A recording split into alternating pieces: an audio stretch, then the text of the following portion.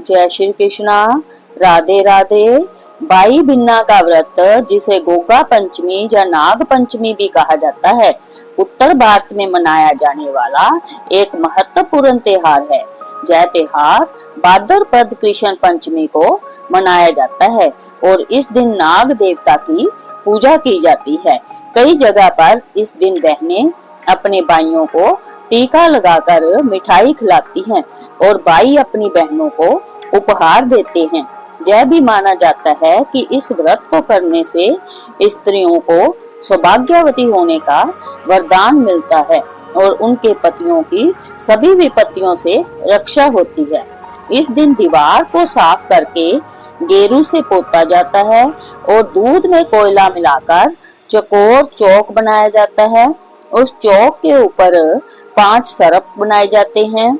इसके बाद सरप को जल, कच्चा दूध, रोली, अक्षत, चना और दक्षिणा चढ़ाई जाती है। इस दिन महिलाएं व्रत रखती है और चने और चावल से बने बासी भोजन का सेवन करती है। आइए सुनते हैं बाई बिन्ना की व्रत कथा। कथा सुनने से पहले यदि आप मेरे चैनल पर नए हैं तो चैनल को सब्सक्राइब कर लीजिए। कहानी पसंद आए तो एक लाइक जरूर करें और कमेंट बॉक्स में हर हर महादेव लिखें। कथा के अनुसार प्राचीन काल में एक शेर जी के 7 पुत्र थे। 7 के विवाह हो चुके थे। सबसे छोटे पुत्र की पत्नी श्रेष्ठ चरित्र की, विदुषी और सुशील थी, परंतु उसके भाई नहीं था। एक दिन बड़ी बहू ने घर लीपने को पीली मिट्टी लाने के लिए सभी बहुओं के साथ चलने को कहा, तो सभी दलिया और खुरपी लेकर मिट्टी खोदने लगी।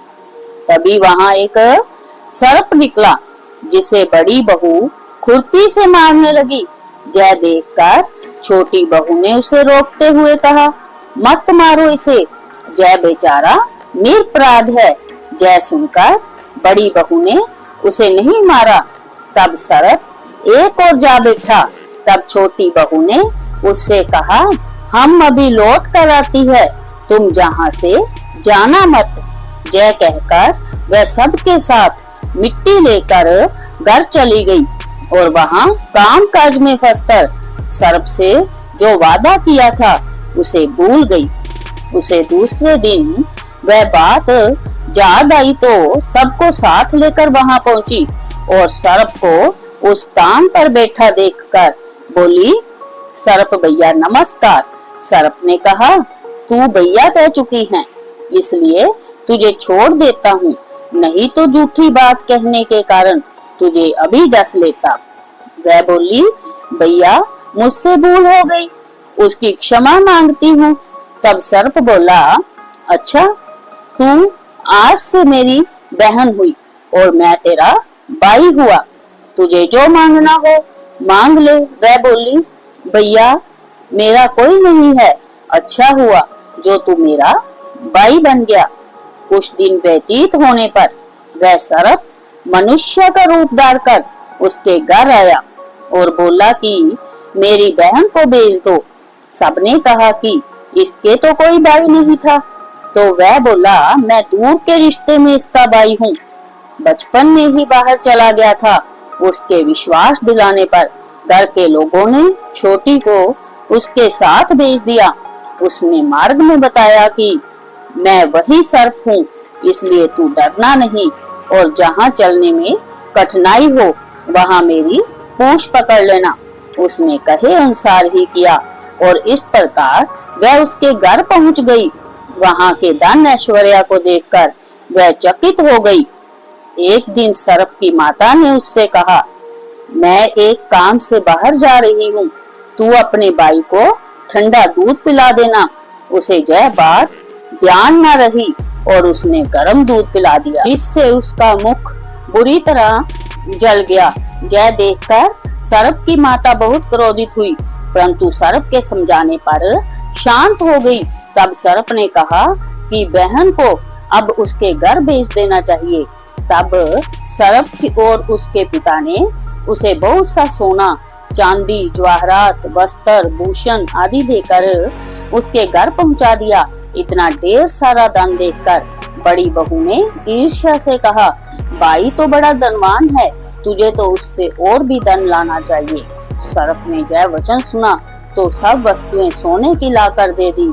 जय देखकर बड़ी बहू ने कहा, इन्हें झाड़ने की झाड़ू भी सोने की होनी चाहिए। तब सर्प ने झाड़ू भी सोने की लाकर रख दी। सर्प ने छोटी बहू को हीरे मोतियों का एक अद्भुत हार दिया। उसकी प्रशंसा उस देश की रानी ने भी सुनी और वह राजा से बोली कि सेठ की छोटी बहू का हार जहां आना चाहिए। राजा ने मंत्री को हुक्म दिया कि उससे वह हार लेकर शीघ्र उपस्थित हो।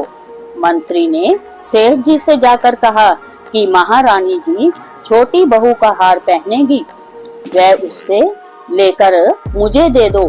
सेठ जी ने डर के कारण छोटी बहू से हार मंगाकर दे दिया। छोटी बहू को यह बात बहुत बुरी लगी। उसने अपने सर्प भाई को याद किया और आने की प्रार्थना की।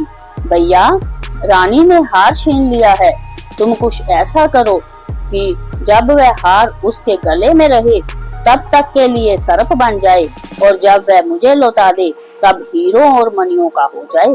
सर्प ने ठीक वैसा ही किया। जैसा ही रानी ने हार पहना वैसे ही वह सर्प बन गया। जय देखकर रानी चीख पड़ी और रोने लगी। जय देखकर राजा ने सेठ के पास खबर भेजी कि छोटी बहू को तुरंत भेजो। सेठ जी डर गए कि राजा ना जाने क्या करेगा। वे स्वयं छोटी बहू को साथ लेकर उपस्थित हुए। राजा ने छोटी बहू से पूछा, तूने क्या जादू किया है? मैं तुझे दंड दूंगा। छोटी बहू बोली, राजन, दृष्टता क्षमा कीजिए, यह हार ही ऐसा है कि मेरे गले में हीरों और मणियों का रहता है और दूसरे के गले में सर्प बन जाता है। जय सुनकर राजा ने वह सर्प बना हार उसे देकर कहा, अभी पहन कर दिखाओ। छोटी बहू ने जैसे ही उसे पहना वैसे ही हीरों मणियों का हो गया। जय देखकर राजा को उसकी बात का विश्वास हो गया और उसने प्रसन्न होकर उसे बहुत सी मुद्राएं भी पुरस्कार में दी। छोटी बहू अपने हार सहित घर लौट आई। उसके धन को देखकर बड़ी बहू ने ईर्ष्या के कारण उसके पति को सिखाया कि छोटी बहू के पास कहीं से धन आया है। जय सुनकर उसके पति ने अपनी पत्नी को बुलाकर कहा, ठीक ठीक बता कि यह धन तुझे कौन देता है।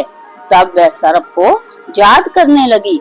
तब उसी समय सर्प ने प्रकट होकर कहा, यदि मेरी धर्म बहन के आचरण पर संदेह प्रकट करेगा तो मैं उसे खा लूंगा। यह सुनकर छोटी बहू का पति बहुत प्रसन्न हुआ और उसने सर्प देवता का बड़ा सत्कार किया। तब से यह त्योहार भाई बहन के प्रेम का प्रतीक माना जाता है।